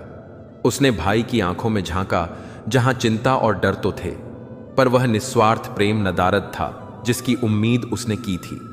उसके मन में अनेक प्रश्न उठने लगे। क्या रिश्ते केवल सुविधा तक ही बने रहते हैं? क्या त्याग के समय अपनों का साथ डगमगा जाता है? उसने लंबी सांस ली, सिर झुकाया और बिना कुछ कहे वहां से उठ गया। उसके कदम थके हुए थे, मगर उसका मन और भी साफ हो चुका था। वह धीरे धीरे आगे बढ़ा, यह सोचते हुए कि इस दुनिया में सचमुच कोई किसी का नहीं होता। अर्नव ने भीतर ही भीतर भाई के शब्दों को दोहराया और उसका मन बुरी तरह विचलित हो गया। उसने अपने भाई को अब तक हमेशा सहारा माना था। दोनों ने जीवन भर सुख दुख साझा किए थे, मगर आज असली परीक्षा के समय वही भाई अपने परिवार और जिम्मेदारियों की आड़ लेकर पीछे हट गया। उसकी आंखों के सामने बचपन की स्मृतियां घूम गईं। कैसे जब वह गिरता था तो भाई दौड़कर उसे उठाता था, कैसे स्कूल में पहली हार पर भाई ने उसे हिम्मत दी थी। लेकिन अब जब असली सहारे की आवश्यकता थी, वही भाई अपने आराम और सुरक्षा को प्राथमिकता दे रहा था। अर्नव ने गहराई से अनुभव किया कि रिश्ते तभी तक मजबूत रहते हैं जब तक उन पर कोई बड़ा बलिदान न करना पड़े। हर रिश्ता प्रेम और विश्वास की नींव पर खड़ा होता है, मगर त्याग की परीक्षा आते ही उसकी जड़ें हिलने लगती हैं। लोग तब तक साथ रहते हैं जब तक उन्हें कोई व्यक्तिगत नुकसान न झेलना पड़े। बलिदान की मांग उठते ही अधिकांश रिश्ते धीरे धीरे फीके पड़ जाते हैं। वह अब तक सोचता था कि खून के रिश्ते सबसे अटूट होते हैं, पर आज उसे एहसास हुआ कि यह मजबूती भी केवल तब तक रहती है जब तक कठिन परीक्षा सामने ना आए। त्याग की कसौटी आते ही अपने भी सोचने लगते हैं, क्या यह हमारे फायदे में है? क्या यह हमारा कर्तव्य है? और जब जवाब नकारात्मक होता है तो वही अपने धीरे धीरे किनारा कर लेते हैं। अर्नव का मन भारी हो गया। वह सोचने लगा, क्या यही संसार का नियम है? क्या असली रिश्ते वही हैं जो बिना शर्त निभते हैं? उसे यह अनुभूति हुई कि जीवन की कुछ सच्चाइयां किताबों से नहीं बल्कि अपने अनुभवों से समझ आती हैं, और यह अनुभव उसे एक कठोर लेकिन आवश्यक सबक दे रहा था। हर संबंध एक सीमा तक ही चलता है, लेकिन जैसे ही त्याग का समय आता है, अधिकतर लोग अपने स्वार्थ को पहले चुनते हैं। यह सोच उसे भीतर तक झकझोर गई, लेकिन साथ ही उसने अपने मन को और अधिक दृढ़ महसूस किया। अब उसे अगले पड़ाव की ओर बढ़ना ही था, क्योंकि यह यात्रा अभी पूरी नहीं हुई थी। अर्नव भारी मन से अपने सबसे घनिष्ठ मित्र राजेश के घर पहुंचा। उसका हृदय अब तक कई कड़वे अनुभवों से गुजर चुका था, लेकिन भीतर अभी भी एक आशा बची हुई थी। यदि इस दुनिया में कोई सच्चा साथी हो सकता था तो वह राजेश ही था। दोनों बचपन से अविभाज्य मित्र थे।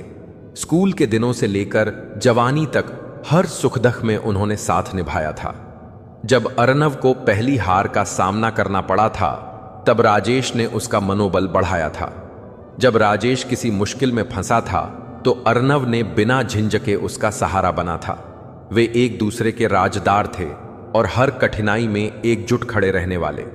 अर्नव को विश्वास था कि उसकी सबसे बड़ी उम्मीद अब यही दोस्त है। जैसे ही अर्नव उसके घर पहुंचा, राजेश प्रसन्न होकर दौड़ा और गले लगाते हुए बोला, अरे भाई, कितने दिनों बाद मिले हो, अंदर आओ। उसकी आंखों में पुराना अपनापन और वही सच्ची मुस्कान चमक रही थी जिसने अर्नव के दिल में फिर उम्मीद जगाई। बैठते ही उसने उसकी पसंदीदा चाय मंगवाई और कुछ नाश्ता भी। उनकी बातचीत पुरानी यादों की ओर लौट गई। बचपन की शरारतें, कॉलेज के मजेदार किस्से और वे पल जब वे दोनों एक दूसरे के बिना अधूरे लगते थे। लेकिन अर्नव भली भांति जानता था कि उसका यहां आने का कारण अलग है। कुछ देर बाद उसने गंभीर आवाज में कहा, राजेश, मैं बहुत बड़ी समस्या में हूं। मेरी जिंदगी ऐसे मोड़ पर आ गई है जहां मुझे तुम्हारी सबसे ज्यादा आवश्यकता है। यह सुनते ही राजेश चिंतित हो गया और तुरंत उसका हाथ पकड़कर बोला, क्या हुआ भाई? इतनी चिंता क्यों कर रहे हो? मुझे बताओ, मैं तुम्हारे लिए क्या कर सकता हूं? अर्नव ने गहरी सांस लेकर स्पष्ट कहा, मुझे तुम्हारी संपत्ति का आधा हिस्सा चाहिए। यह सुनते ही राजेश का चेहरा कठोर हो गया और उसकी आंखों में हल्की बेचैनी तैर गई। कमरे में अचानक खामोशी छा गई। अर्नव ने महसूस किया कि जो मित्र अभी चिंता में डूबा था, अब दुविधा में फंस गया था। थोड़ी देर बाद राजेश ने हल्की हंसी में बात को हल्का करने का प्रयास किया और बोला, अरे यार, कैसी बातें कर रहे हो? अगर पैसे चाहिए तो कहो, मैं जितना हो सके दूंगा, लेकिन आधी संपत्ति कैसे दूं, यह असंभव है। अर्नव चुपचाप उसकी आंखों में झांकता रहा और उसने उसके भीतर छिपे भय को साफ महसूस किया। राजेश ने आगे कहा, भाई, मेरी भी जिम्मेदारियां हैं। मेरा परिवार है, माता पिता हैं, पत्नी और बच्चे हैं। अगर मैं आधी संपत्ति दे दूं तो उनका भविष्य कैसे सुरक्षित रहेगा? मैं तुम्हारी सहायता करना चाहता हूं, मगर इतनी बड़ी कुर्बानी देना कठिन है। अर्नव की आंखों में अब कोई सवाल नहीं बचा था। उसने सब कुछ समझ लिया। जिस मित्र पर उसे सबसे गहरा भरोसा था, जिसने अनगिनत बार कहा था कि चाहे जैसी भी स्थिति हो वह उसके साथ रहेगा, वही आज अपने डर को मुस्कान के पीछे छिपा रहा था। अर्नव ने गहरी सांस ली, होठों पर हल्की मुस्कान लाई और धीरे से कहा, कोई बात नहीं राजेश, मैं बस इतना जानना चाहता था। राजेश ने उसे रोकने की कोशिश की, लेकिन अर्नव अब वहां और नहीं रुकना चाहता था। वह धीरे धीरे उठा, उसके कंधे पर हाथ रखा और बाहर निकल गया। बाहर आते ही उसे पूरी तरह एहसास हो चुका था कि इस दुनिया में कोई किसी का नहीं होता। जब तक त्याग की मांग ना आए तब तक हर रिश्ता मजबूत दिखाई देता है, लेकिन त्याग की कसौटी आते ही अपने भी पराये बन जाते हैं। तभी राजेश ने दरवाजा खोला और मुस्कुराते हुए अर्नव को गले लगाया। उत्साह से बोला, अरे भाई, इतने दिनों बाद मिल रहे हो, तुम्हें देखकर बहुत खुशी हुई।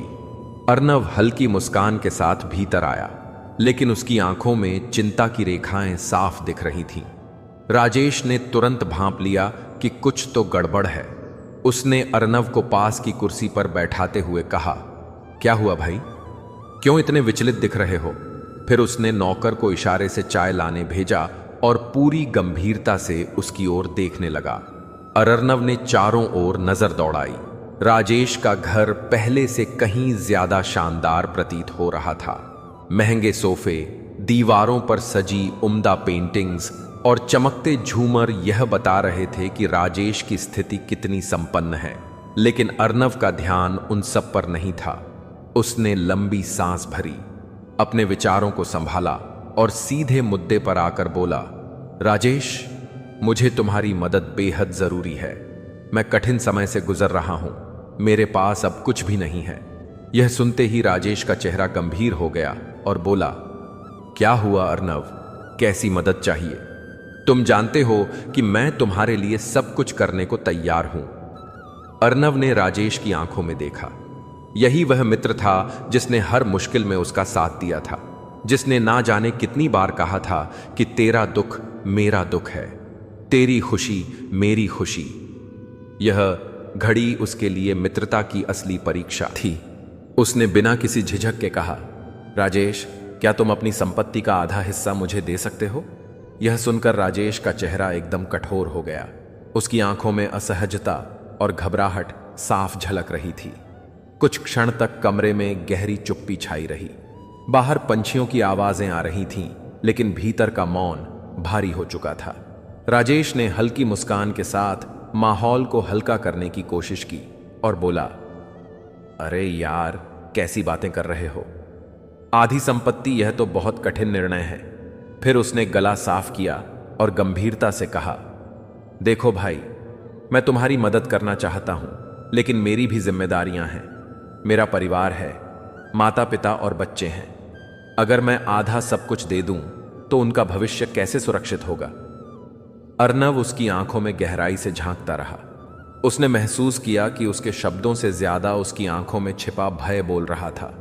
राजेश आगे बोला, अगर तुम्हें कुछ पैसों की आवश्यकता है तो मैं अवश्य मदद कर सकता हूं, लेकिन आधी संपत्ति देना मेरे लिए संभव नहीं है। अब अर्नव को हर सवाल का उत्तर मिल चुका था। उसने हल्की सी मुस्कान दी, जो राजेश के लिए समझना कठिन था, और धीरे से कहा, कोई बात नहीं राजेश, बस इतना ही जानना चाहता था। राजेश कुछ और कहने की कोशिश कर रहा था, लेकिन अर्नव अब वहां ज्यादा देर नहीं रुकना चाहता था। वह धीरे से उठा। राजेश ने उसे रोकने का प्रयास किया, पर अर्नव ने उसके कंधे पर हाथ रखकर बिना कुछ कहे बाहर की ओर कदम बढ़ा दिए। दरवाजे से बाहर आते ही उसने एक गहरी सांस ली और मन ही मन सोचा कि रिश्ते तब तक अटूट लगते हैं जब तक उन पर कोई बलिदान न मांग लिया जाए, लेकिन जब त्याग की घड़ी आती है तो अपने भी स्वार्थ के कारण दूर हो जाते हैं। अब उसे पूरी तरह समझ आ गया था कि इस दुनिया में वास्तव में कोई किसी का नहीं है। राजेश अर्नव की बात सुनकर गहरी सोच में डूब गया। उसके चेहरे पर असमंजस और हल्की बेचैनी साफ झलक रही थी। उसके हाथ अनजाने में मेज पर रखे कप के किनारों को छूने लगे। भीतर उसका मन संघर्ष कर रहा था। एक तरफ उसका बचपन का सच्चा दोस्त था और दूसरी ओर उसकी मेहनत से अर्जित दौलत। कमरे में अजीब सा सन्नाटा पसरा था। घड़ी की टिक-टिक की आवाज पहले से अधिक स्पष्ट सुनाई दे रही थी। अर्नव लगातार राजेश के चेहरे को देख रहा था, मानो वह उसके मन की गहराइयों को पढ़ने की कोशिश कर रहा हो। तभी कुछ क्षण बाद राजेश ने लंबी सांस लेते हुए धीमे स्वर में कहा, अर्नव, तुम जानते हो कि हमारी दोस्ती कितनी गहरी रही है। हमने हर सुख दुख मिलकर बांटा है, लेकिन वह एक पल के लिए रुका, मानो शब्दों को तोलकर कहने की कोशिश कर रहा हो। उसने कुर्सी पर पीठ टिकाई और आगे बोला, दोस्ती अपनी जगह है और दौलत अपनी जगह है। यह संपत्ति केवल मेरी नहीं बल्कि मेरे परिवार की भी हिस्सेदारी है। मुझे अपने बच्चों और उनके भविष्य की आवश्यकताओं पर भी ध्यान देना होगा। अगर मैंने आधा सब कुछ दे दिया तो मेरी नींव ही हिल सकती है। राजेश की आवाज अब पहले जैसी आत्मीय नहीं थी। अर्नव ने उसकी आंखों में गहराई से देखा। वहां दोस्ती की परछाई तो थी, लेकिन वह आत्मीयता गायब थी जिसकी उसे आस थी। राजेश ने सहज दिखने की कोशिश करते हुए कहा, क्षमा करना अर्नव, मैं चाहता हूं कि तुम्हें सहारा दूं, लेकिन इतना बड़ा त्याग मेरे बस की बात नहीं है। कुछ धन दे सकता हूं, मगर आधा सब कुछ त्यागना संभव नहीं। अर्नव के चेहरे से अब भावनाएं लुप्त हो गईं। वह राजेश को शांत भाव से देखता रहा, पर कुछ बोला नहीं। उस सन्नाटे ने राजेश को और असहज कर दिया। उसने होठ खोले, पर शब्द वहीं अटक गए। अर्नव ने हल्की सी मुस्कान दी, जो तुरंत मिट गई, और धीरे से कहा, कोई बात नहीं राजेश, मैं समझ सकता हूं। वह धीरे धीरे उठा, जैसे अब और कुछ सुनने की इच्छा ना हो। राजेश भी संकोच में खड़ा हुआ, मानो उसे रोकना चाहता हो, पर कहने को उसके पास शब्द न थे। अर्नव ने बिना किसी शिकायत के उसके कंधे पर हाथ रखा और दरवाजे की ओर बढ़ गया। बाहर निकलते समय उसने एक बार पलट कर देखा। राजेश अब भी वहीं खड़ा था, लेकिन उसकी आंखों में दोस्ती की जगह झिझक और अपराध बोध झलक रहा था। अर्नव ने गहरी सांस लेकर मन ही मन सोचा कि रिश्ते तब तक मजबूत लगते हैं जब तक त्याग का प्रश्न ना उठे, लेकिन जैसे ही बलिदान की घड़ी आती है तो अपने भी दूरी बना लेते हैं। यह सोचकर उसे गहरा आघात लगा। दिल बोझिल हो गया। जिसने जीवन भर उसके साथ हर सुख दुख बांटा, वही कठिन घड़ी में पीछे हट गया। उसने कभी कल्पना भी नहीं की थी कि उसका सच्चा साथी धन के तराजू पर दोस्ती का मोल तोलेगा। वह धीरे धीरे बाहर निकला। कदम बढ़ते रहे, पर मन किसी अनजाने बोझ से दबा हुआ था। चलते चलते उसे पुराने दिनों की यादें सताने लगीं, जब राजेश हर फैसले में उसके साथ खड़ा होता था, जब दोनों मिलकर जीवन की योजनाएं बनाते थे और हर कठिनाई में बिना सोचे समझे एक दूसरे के लिए तैयार रहते थे। लेकिन आज वही मित्र मदद के नाम पर मुकर गया। विचारों के भंवर में डूबा अर्नव धीरे धीरे घर पहुंचा। दरवाजे पर उसने देखा कि पत्नी सुमित्रा प्रतीक्षा में खड़ी थी। उसके चेहरे पर चिंता की रेखाएं साफ झलक रही थीं, जैसे वह देर से उसका इंतजार कर रही हो। अर्नव को देखते ही उसकी आंखों में अपनापन चमक उठा। उसने कहा, आप आ गए? इतनी देर कहां थे? उसकी आवाज में ममता और चिंता दोनों झलक रही थी। अर्नव ने कोई उत्तर नहीं दिया। चुपचाप भीतर जाकर पास रखी चौकी पर बैठ गया। उसकी आंखों में थकान, निराशा और दर्द साफ था, जिसे सुमित्रा ने तुरंत महसूस कर लिया। वह धीरे से उसके पास आई, उसका हाथ पकड़कर बोली, क्या हुआ? इतने उदास क्यों लग रहे हैं? अर्नव ने उसकी आंखों में देखा। वहां केवल स्नेह था, ना कोई स्वार्थ, ना कोई प्रश्न। यह देखकर उसके मन में आशा की किरण जगी। उसने सोचा कि यदि इस संसार में कोई निष्पट भाव से साथ देगा तो वह केवल पत्नी ही होगी। उसने गहरी सांस ली और मन की पीड़ा साझा करने लगा। सुमित्रा, मैंने पहली बार अपने सबसे नजदीकी रिश्तों की कसौटी परखनी चाहिए और हर जगह निराशा ही हाथ लगी। सुमित्रा की आंखों में चिंता और गहरी हो गई। उसने पूछा, किस तरह की कसौटी? अर्नव ने पूरी यात्रा का हाल सुनाया। कैसे माता पिता ने धन से किनारा कर लिया, कैसे बड़े भाई ने जिम्मेदारियों का बहाना बनाकर पीछे हटना उचित समझा, और कैसे प्रिय मित्र राजेश ने भी संपत्ति के नाम पर दोस्ती से मुंह मोड़ लिया। हर शब्द के साथ अर्नव की आवाज और भी बोझिल होती चली गई। उसने अंत में गहरी सांस लेकर धीमे स्वर में कहा, अब मुझे केवल तुम्हारे सहारे की आवश्यकता है। सुमित्रा, मुझे भरोसा है कि तुम मेरा साथ नहीं छोड़ोगी। सुमित्रा ने कुछ समय तक कुछ नहीं कहा। वह केवल अर्नव के चेहरे को गहन नजरों से देखती रही।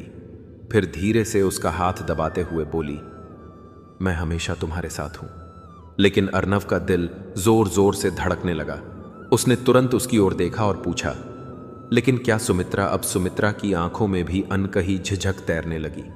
अर्नव की सांसें थम सी गईं। क्या उसकी अंतिम उम्मीद भी अब बिखरने वाली थी? अर्नव को सुमित्रा पर पूरा विश्वास था। उसे लगता था कि दुनिया भले ही उसके साथ ना रहे, पर उसकी पत्नी हर परिस्थिति में उसका हाथ थामेगी। आखिर विवाह केवल प्रेम का नहीं, बल्कि निस्वार्थ समर्पण और अटूट विश्वास का वचन होता है। वह सुमित्रा के सामने बैठ गया और भारी स्वर में बोला, मैंने जीवन के हर रिश्ते की परीक्षा ली और हर कोई किसी ना किसी वजह से पीछे हट गया। अब बस तुम ही मेरी आखिरी उम्मीद हो सुमित्रा। मेरे पास अब कुछ भी नहीं बचा, न धन, न संपत्ति, न सहारा, बस तुम हो।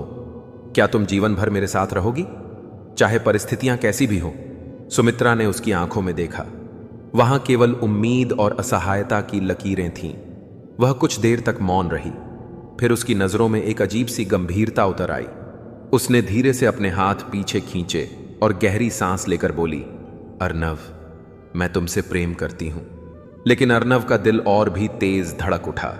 उसके होंठ थरथर आए। लेकिन क्या सुमित्रा? सुमित्रा ने नजरें झुका ली।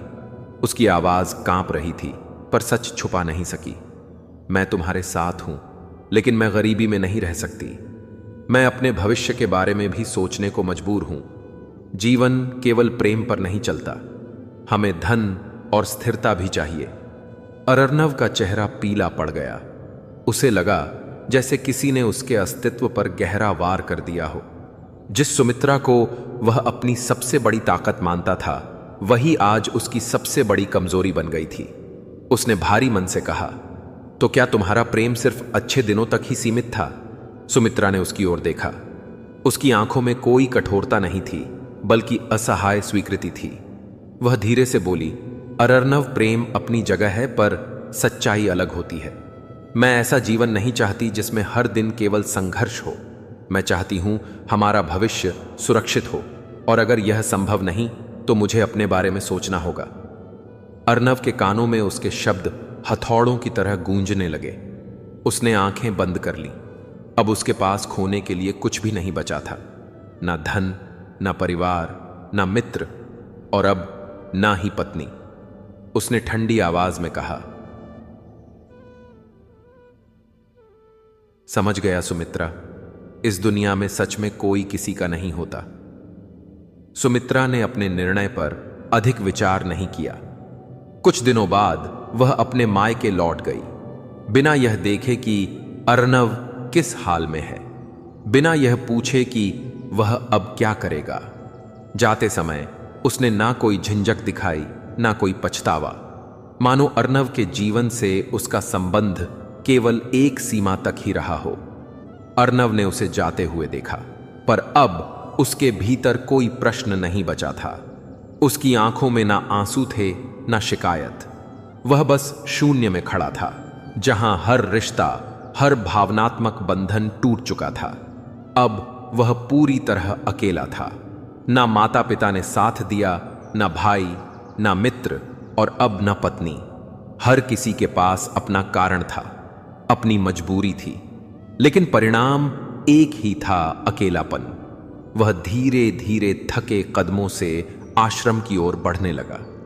उसका मन इतना भारी था जैसे किसी ने उसके भीतर से सारी उम्मीदें खींच ली हों। उसके कदम लड़खड़ा रहे थे, पर अब उसके पास वापसी के सिवा कोई और विकल्प नहीं बचा था।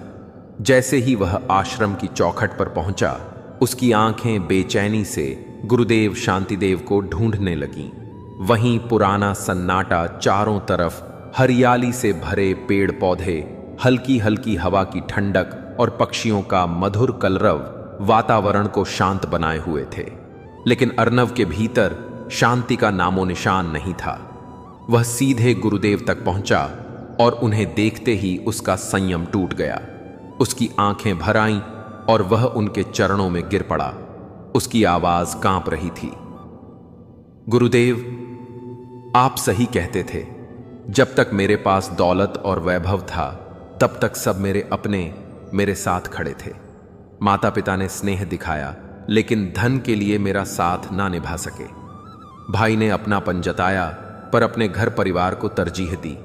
मित्र ने पुराने रिश्तों की बातें की, मगर मदद करने से साफ मना कर दिया। और मेरी पत्नी, उसने गहरी सांस छोड़ी। गला रंध गया। जिसे मैं अपनी सबसे बड़ी ताकत मानता था, जिसने जीवन भर साथ रहने का प्रण लिया था, वही कठिन समय में मेरा साथ छोड़ चली गई। अर्नव की आवाज अब धीमी थी, लेकिन उसमें गहरी पीड़ा छिपी थी। वह टूट चुका था, पर इस बार उस टूटन में कोई घबराहट नहीं थी, बस कड़वी सच्चाई थी। उसने गुरुदेव की ओर देखा।